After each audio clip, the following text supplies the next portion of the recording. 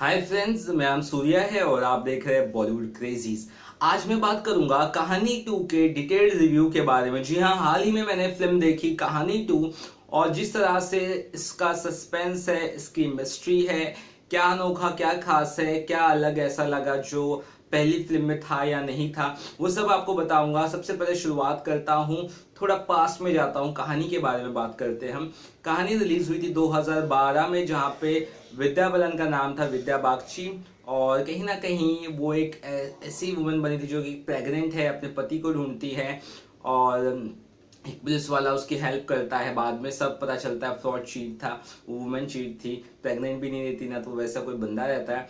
तो एक अलग ही स्टोरी थी, बहुत अच्छी लगी थी लोगों को। उसका जो सस्पेंस ड्रामा थ्रिलर था वो बहुत पसंद थी। 3 नेशनल अवार्ड इस फिल्म में जीते थे और 5 फिल्म फेयर अवार्ड, जो अपने आप में बड़ी बात थी। 2012 में रिलीज हुई थी जब ये फिल्म। इसे डायरेक्ट किया था सुजय घोष ने। तो सुजय घोष ने फिर से एक बार सोचा कि चलो क्यों ना कहानी 2 डायरेक्ट की जाए।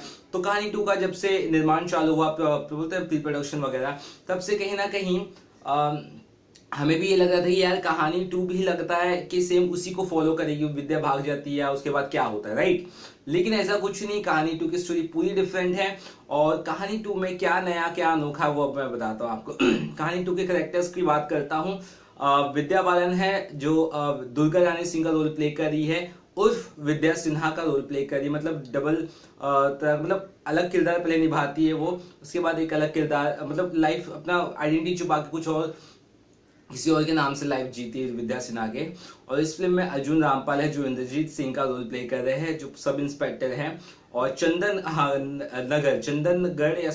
नगर जगह है, वहां पे ये लोग मतलब वो शिफ्ट हो जाते हैं, अर्जुन रामपाल। और ये शूट हुआ है फिल्म का, वो भी कहीं ना कहीं चंदन नगर में शूट हुआ है। तो फिल्म की स्टोरी बैकड्रॉप बेसिक बता देता हूँ, जो आपने बहुत लोगों ने देख ली होगी फिल्म में। बता देता हूँ एग्जैक्टली क्या है। एक सेकेंड। तो इसमें कुछ ऐसा दिखाया गया है स्टार्टिंग में कि विद्या सिन्हा की एक बच्ची रहती है जो पैरालाइज्ड रहती है। और विद्या सिन्हा जॉब पे जाती है रोजाना, और बच्ची को आया के पास से नर्स के पास नर्स आती है जो देख करती है बच्ची की, और लड़की पैरालाइज रहती है। ये कुछ स्टार्टिंग ऐसे दिखाया गया। वहां पे इंद्रजीत सिंह को दिखाया गया है एज ए सब पुलिस इंस्पेक्टर जो हाल ही में शिफ्ट होते हैं चंदन नगर। और उसके बाद सीधी सीधी कहानी आगे बढ़ती है कि विद्या सिन्हा की बेटी को किडनैप कर लिया जाता है। विद्या सिन्हा परेशान हो जाती है, यानी कि विद्या बालन, कि क्या सीन है, किधर किसने किडनैप किया, उसे कुछ समझ भी नहीं आता है। तो किडनैपर बोलता है हाँ एक्चुअली, कि आप इस जगह पे इतने बजे तक पहुंच जाओ वरना आपकी बेटी आपको देखने को नहीं मिलेगी। तो विद्या सिन्हा भागती हुई जाती है, भागते भागते रास्ते में उसकी कोई गाड़ी ठोक देती है और उसके बाद कोमा में चली जाती है विद्या सिन्हा। अब कहीं ना कहीं इंद्रजीत सिंह को पता चलता है कि ऐसा कुछ इंसिडेंट हुआ है, तो पुलिस के थ्रू डॉक्टर बताता है कि ऐसा केस है हमारे पास। तो वहां पे जाते हैं, तो उसके बाद घर पे जाते हैं विद्या सिन्हा के, तो उनकी बुक मिलती है कहानी, जिसमें कहानी सब लिखी रहती है। मतलब वो अपनी जो एक्सपीरियंस रहता है विद्या सिन्हा का, वो उसमें लिखा रहता है। तो कहीं ना कहीं धीरे धीरे वो पढ़ते हैं पूरी बुक, तो उसके अंदर एब्जॉर्ब हो जाते हैं इंद्रजीत सिंह यानी कि अर्जुन रामपाल। और अर्जुन रामपाल की बहुत बढ़िया एक्टिंग है। देखो विद्या बालन की एक्टिंग तो कमाल है, नो डाउट, लेकिन इस फिल्म में अर्जुन रामपाल ने दिखा दिया कि यार क्यों वो एक्टर इतने अच्छे हैं, और सही कास्टिंग की गई है अर्जुन रामपाल की इस फिल्म में। तो अर्जुन रामपाल फिर तह तक जाने की कोशिश करते हैं, बहुत सारी चीज़ें उन्हें पता चलती है। बाद में पता चलता है कि ये वही लड़की है जिससे उनकी शादी हुई रहती है, जो 1.5-2 साल तक का शादी हुई रहती है। लेकिन फिर आई थिंक रिलेशन खत्म हो जाता, तो मतलब इसका अर्जुन रामपाल का इससे विद्या बालन से, तो वो दूसरी शादी करते हैं। उनकी एक खुद की बच्ची रहती है अर्जुन रामपाल की फिल्म में।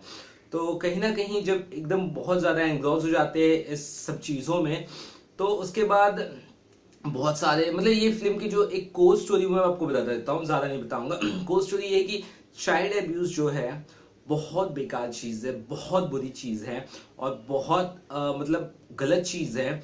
और ये स्टोरी उसी पे टारगेट करती है कि बचपन में पता नहीं बच्चियों के साथ, हमारे बच्चों के साथ क्या क्या व्यवहार हो सकता है अगर हम उन पर ध्यान नहीं रखें। तो उस थीम पे ये स्टोरी चोट करती है। और ये बड़े बड़े जो घरानों में छोटी गंदी गंदी हरकतें, मतलब कुछ इस तरह से फिल्म का एक दिखाया गया है, और फिल्म के हिसाब से मैं बता रहा हूँ।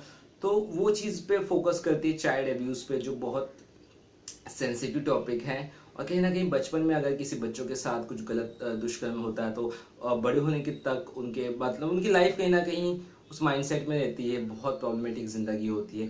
तो कुछ इस तरह से पूरी स्टोरी है। और विद्या मतलब बालन यानी कि उनका जो रोल है दुर्गा रानी सिंह, वो भी बचपन में कुछ इसी तरह चीज़ों से पीड़ित रह चुकी थी। तो उनका वो जो बच्ची से बहुत कनेक्शन हो जाता है, उनकी खुद की बच्ची भी नहीं रहती है, वो किसी और की रहती है।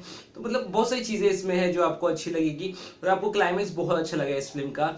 आपका मेरे को जहाँ तक मैं बता रहा हूँ, मुझे जैसा लगा वो बताता हूँ आपको। फर्स्ट हाफ मैंने फिल्म का पूरा देख लिया, अच्छा लगा। मैंने ऐसा एक सेकंड भी महसूस नहीं किया कि वो सस्पेंस कहीं जा रहा है वैसा। लेकिन फर्स्ट सेकंड हाफ आते आते थोड़ा सस्पेंस वगैरह ऐसा लगा कि थोड़ा धीमी हो रही है फिल्म, बट थोड़ा कुछ सीन्स में लगा। बाकी ओवरऑल फिल्म बहुत अच्छी है और आपको एंडिंग इसकी फिल्म की जरूर पसंद आएगी। और मुझे खास बात क्या लगी, इसके डायरेक्शन की लगी अच्छी बात। डायरेक्शन मतलब सुजय घोष ने डायरेक्ट किया है, जिन्होंने कहानी बनाई थी। तो अब डायरेक्शन की बात में अच्छा क्या लगा मुझे सुजय घोष का, वो ये है कि फिल्म में देखो जब एक्टिंग करता है हीरो तो उसकी नॉर्मल जो डायलॉग्स रहते हैं वो दिखाते हैं, राइट।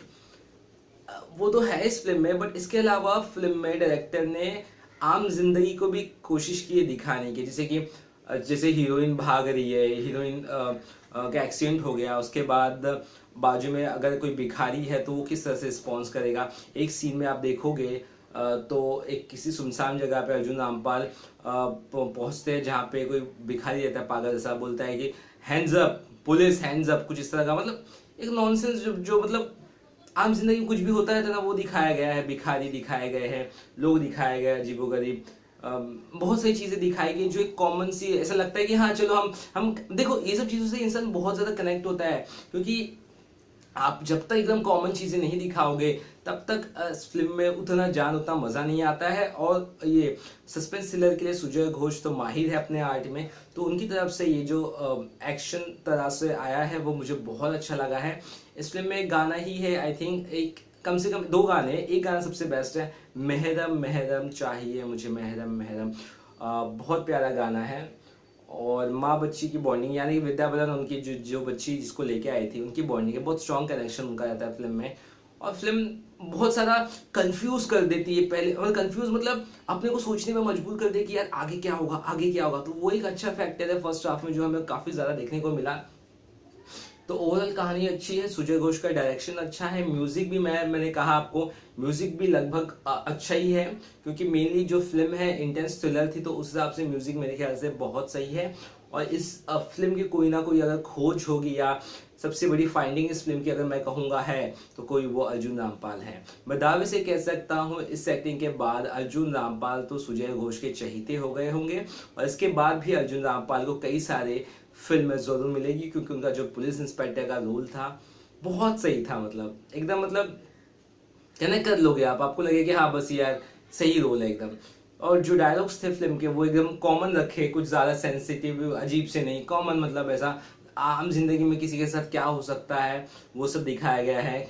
बहुत सारी चीज़ों पे हाईलाइट किया गया है, फेक पासपोर्ट बनाते हैं बनता है उसके ऊपर भी हाईलाइट किया गया। तो बहुत सारी चीज़ें ऐसी चीज़ है जो आपको फिल्म में अच्छी लगेगी। और आपने अगर ये फिल्म नहीं देखी तो आपने बहुत अच्छी फिल्म मिस की है। मैंने आपको पहले ही बताया था इसका रिव्यूज जो है 2.5 स्टार तक दिया गया था, यानी कि 3 से 2.5 स्टार तक दिया गया था। सिर्फ एक ही मैंने ऐसा रिव्यू देखा जहां पे 4.5 स्टार तक दिया था। तो मैंने पढ़ा भाई आखिर 4.5 स्टार का रिव्यू कैसे मिला, राइट। तो बाद में मुझे पता चला कि उनका जो परसेप्शन ऑफ सिनेमा देखने का था वो काफ़ी अलग था। और मैं भी अगर इस फिल्म को रेटिंग की बात करूँगा क्योंकि मैंने देख ली तो मैं रेटिंग दे सकता हूँ।